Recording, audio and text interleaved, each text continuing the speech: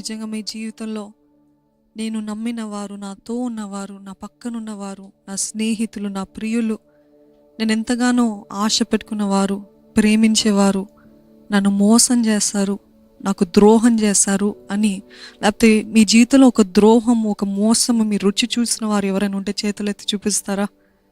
నేను ఎంతగానో నమ్మాను, నేను ఎంతగానో ప్రేమించాను, నేను ఎంతగానో నా సమస్తం ఇచ్చాను, but I have experienced deception, betrayal. నన్ను బిట్రే చేస్తారు, ద్రోహం చేస్తారు అన్నవారు చూడండి చాలామంది ఉన్నాము. నిజంగా it is a part of our life. మన జీవితంలో it is a part of our life, ఒక భాగము. ఏంటిదంటే దావీదుయే అంటాడు కదండి, నాతో తిన్నవాడు నా నా నా పల్లెంలో ఆయన కూడా నా చెయ్యి, తనతో పాటు నేను ఇద్దరం కలిసి తినేవారు, అట్లాంటి వాడు నాకు ద్రోహం చేస్తాడని. You know we think that we are the only ones who have faced betrayal. నాకే జరిగింది, నాకే మోసమైంది, ఇంకా ఎవరు కావలే. నేను ప్రేమించినంతగా, నేను అంతగా నేను ఎంతగానో హోప్స్ పెట్టుకున్నంతగా ఇంకా ఎవ్వరు పెట్టుకోలేదు. చాలా పెద్ద ఎదురు దెబ్బ తిన్నాను నేను అన్న పరిస్థితిలో మనం అనుకుంటూ ఉంటాము. అందరికంటే భయంకరమైన ద్రోహము who has experienced in our life, who has experienced ఎవరు తెలుసా అండి? యేసు ప్రభు ఈ లోకంలో ఉన్నప్పుడు తనతో ఉన్నవాడే, తనతో తిన్నవాడే, తనతో నడిచిన వాడే, తన అన్ని పట్టించుకుంటూ అన్నవాడే ఆయనకి ద్రోహం చేస్తాడు. యూదా ఇస్కరియోతు. యేసయ్య ఎంతో ప్రేమించిన యూదా ఇస్కరియోతు దేవుని అప్పచెప్పడానికి, యేసు ప్రభుని అప్పచెప్పడానికి హీ వెంట్. అయితే ఇవన్నీ మాకు తెలుసు కదా, why should we learn, why should we listen అని అనుకుంటున్నారేమో. కానీ even Judas can teach a lot of life lessons. మన జీవితంలో ఎన్నో పాఠాలు మనకి ఆయన జీవితం ద్వారా నేర్పించవచ్చు. అంటే ఆయన చేసిన తప్పులు, ఆయన చేసిన పొరపాట్లు, వాట్ వీ షుడెంట్ డూ అనేది మనకి దేవుడు ఈరోజు నేర్పించాలని ఆశపడుతున్నారు. అయితే do you realise the pain? మీకు అందరికీ తెలుసు, నాకు మోసం జరిగింది, నాకు ద్రోహం జరిగింది అంటే ఆ రుచి మీరు కొంచెమైనా చూశారు. కానీ అనుకొని చూడండి, ఆయనతో పనిచేసిన వారు, ఆయనతో ఉన్నవారు, ఆయనతో అంతగా సన్నిహితంగా నడిచిన వాడు సడన్గా he just betrays him. Judas just betrays him for 30 pieces of silver.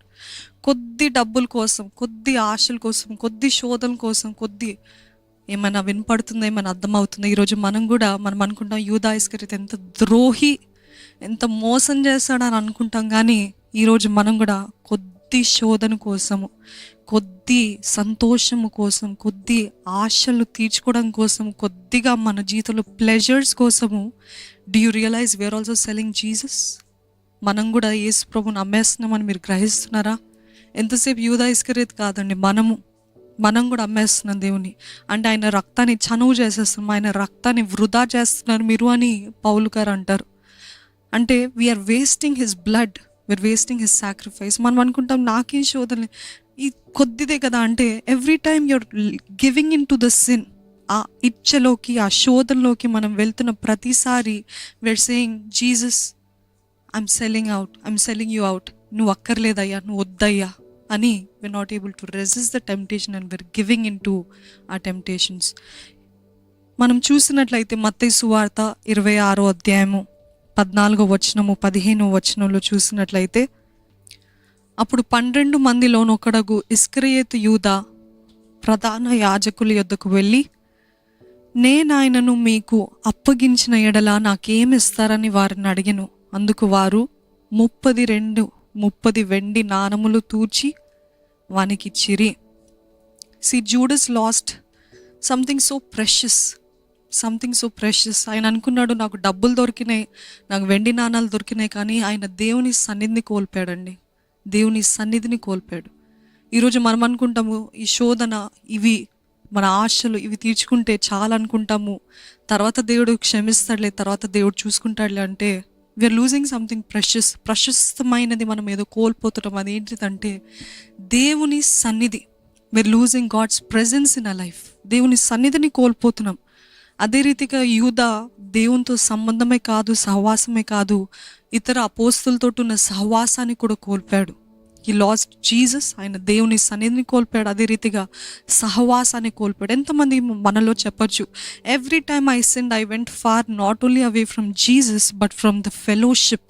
సహవాసం నుండి, ఆయన సన్నిధి నుండి మనం అనేక సార్లు దూరం అవుతూ ఉంటాం. We do not realise it. మనం అర్థం చేసుకోము, మనకు తెలియదు.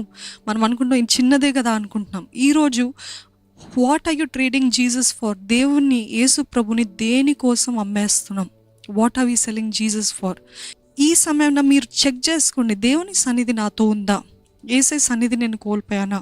యేసయ్య సన్నిధిని నేను నా ఇష్టం కోసము, నా తాత్కాలికమైన ప్లెజర్స్ కోసము, సంతోషము కోసం, ఇచ్చల కోసము దేవుని అమ్మేస్తున్నానా అనేది పరీక్షించుకోవాలి.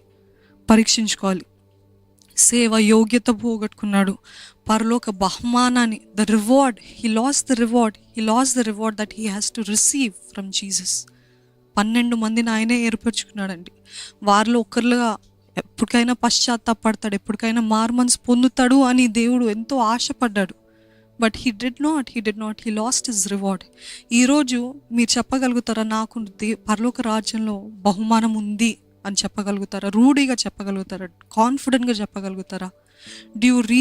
Can you really say I have a reward in heaven? Because నాకు వచ్చే ప్రతి శోధనని నేను జయించడానికి జయిస్తున్నాను ఈ క్రీస్తు శక్తిని బట్టి, క్రీస్తు ఆత్మను బట్టి అని మీరు చెప్పగలుగుతారా? Can you say that I have a reward waiting for me? నా పనిని కడముట్టించాను అన్న పౌలు వలె can you really say that I'm doing my best to please God? దేవుని సంతోషపెట్టడానికి, ఆయన సన్నిధిని దుఃఖ పెట్టకుండా ఉండటానికి నేను నా సాయశక్తులో ప్రయత్నిస్తున్నాను అని చెప్పగలుగుతారా? మనం అనుకుంటాము యూదా ఇస్కరియోతు అపవాది ఎంతగానో బాధించాడేమో, ఎంతగానో వేధించాడేమో, అందుకని అంత ఈజీగా ఆయన ఒప్పేసుకున్నాడు, he gave in to temptation అనుకుంటాం. కానీ అనుకుని చూడండి, మీకు భరించలేనంత శోధన దేవుడు మనకి ఎప్పుడు అనుమతించాడంట. He could have resisted the temptation, he could have done it. నిజంగా ఆయన అనుకుంటే చేయొచ్చు. నాకు ఈ డబ్బులేంటి, ఈ నాణాలేంటి, ఈ వెండి ఏంటి, ఇవన్నీ అక్కర్లేదు నాకు, ఇవన్నీ శోధనలు అని అనుకోవచ్చు. He could have resisted but he did not. ఆయన చేయలేకపోయాడు. చాలామంది ఇంకా చూసినట్లయితే ఆయన he try to look spiritual, ఎంతగానో మోసగించాలని, ద లైఫ్ ఆఫ్ ప్రిటెన్స్. ఈరోజు చూడండి, చాలామంది life of pretence, church goers మరి ముఖ్యంగా, నాకు తెలిసి దేవుని కృపను బట్టి మన సంఘంలో అలాగా లేదు, కానీ చాలామంది ఏంటంటే బహిరంగంగా పరిశుద్ధులుగా కనపడాలని ప్రయత్నిస్తుంటారు. బహిరంగంగా చేతులెత్తి, కళ్ళు మూసుకొని గట్టిగా అరుస్తూ, లేకపోతే గట్టిగా చప్పట్లు కొడుతూ, గట్టిగా స్వరమెత్తి పాడుతూ, లేకపోతే తెల్ల బట్టలు వేసుకొని, నున్నంగా నూనె రాసుకొని, లేకపోతే ఒక సంచి తగిలించుకొని సింపుల్గా జీవిస్తే నన్ను నిజమైన క్రైస్తవురాలు అనుకుంటారు అని చెప్పి, లోపల అంత ఏమో ఇచ్చలు, శోధనలు, లైంగిక ఆశలు, మోహపు చూపులు, ఇవన్నీ ఉంటాయి. కానీ బయటికి మాత్రం సింపుల్గా, అసలు ఎవ్వరికి అసలు ఆ అమ్మాయి పాపం చేస్తుందా, అబ్బాయి పాపం చేస్తాడా, లేకపోతే ఆ సేవకులు పాపం చేస్తారా, చూడండి ఎంత సింపుల్గా ఉన్నారు అని అనుకుంటాం కదండి. మనం కూడా అనేకసార్లు మోసపోతాం.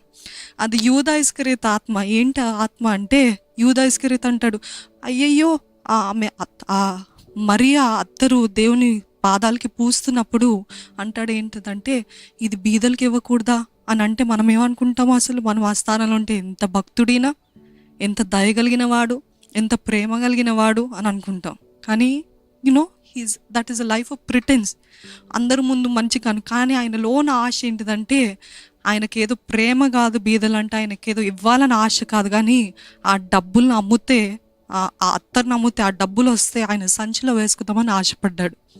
ఈరోజు చాలామంది వేషధారణ జీవితము యూదా ఇస్కరియోతు ఆత్మది. అందరి ముందు చక్కగా కనపడతారు, అందరి ముందు చక్కటి రెఫరెన్సులు చెప్తూ ఉంటారు, అందరి ముందు చక్కటి వస్త్రధారణ అన్నీ ఉంటాయి. కానీ లోపడేమో కుళ్ళు, లోపడేమో గబ్బు, లోపడేమో పాడైపోయిన, అందుకని సున్నం కొట్టిన సమాధులు అని యేసు ప్రభు ఈ లోకంలో ఉన్నప్పుడు చెప్పాడు పరిసయ్యులకి. కానీ ఆయనతో ఉన్న యూదానే అటువంటి వేషధారణ, అటువంటి మోసము.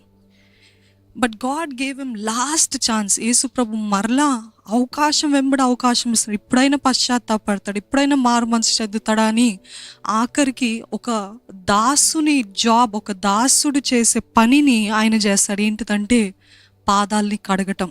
ఆ పాదాలు కడిగేటప్పుడైనా మామూలుగా మనుషులకి ఎలా ఉంటుంది, మనస్సాక్షి గుచ్చుతుంది. అయ్యో నా పాదాలు కడుగుతున్నాడే, నేను ఆయనను అనవసరంగా అప్పచెప్పాను, అనవసరంగా ఆయనని ట్రేడింగ్ హిమ్, ఆయనను అమ్మేయాలని, ఆయనను అప్పచెప్పాలని నేను ప్రయత్నించాను కదా, ఐ ఫీల్ సో సారీ అని అప్పటికైనా హీ వుడ్ హ్యావ్ రిపెంటెడ్, అప్పటికైనా పశ్చాత్తాపడి ఉండొచ్చు. కానీ యేసు ప్రభు అంత దీనుడుగా, ఈయనేమో దర్జాగా కుర్చీలో కూర్చుంటే ఆయన కాలు చాపితే యేసు ప్రభు రాజులకు రాజు, ప్రభులకు ప్రభు, he is the king of kings and the lord of lords and he humbled himself so much. అంటే ఆయన యూదా ఇస్కరియోతు ఇంకా ఇతర శిష్యుల పాదాలు కడుగుతున్నప్పుడు కూడా ఆయనకి పశ్చాత్తాపం రాలేదు.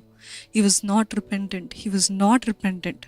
అంటే గుండె బండబారిపోయింది, గుండె రాతిలాగా మారిపోయింది. ఎంతగా అపవాది ఆత్మచేత నింపబడ్డాడంటే nothing could change him, nothing. ఈరోజు అట్టి స్థితిలో వెళ్ళామనుకోండి, క్రైస్తవులుగా, విశ్వాసులుగా మనకి డేంజర్. మన పతనానికి, మన నాశనానికి. అది బండబారిపోయిన హృదయమా, రాతిలాగా మారిపోయింది. Nothing can shake you. ఏ పాట కాదు, ఏ మాట కాదు, ఏ వాక్యం కాదు, నథింగ్ విల్ చేంజ్ యూ అన్నారంటే అసలు చర్చ్కి రాకుండా ఉండటమే మేలు, అసలు దేవుని సన్నిధిలో పాల్పంపులు పొందకుండటమే మేలు కదా. ఆయన దగ్గర ఉన్నట్టు ఉంటూ ఇంకా భ్రష్ట జీవితంలో జీవిస్తే ఇంకా అంతకంటే మించిన, అంతకంటే భయంకరమైన జీవితం ఏది లేదు. దైవం నీవయ్యా, పాపిని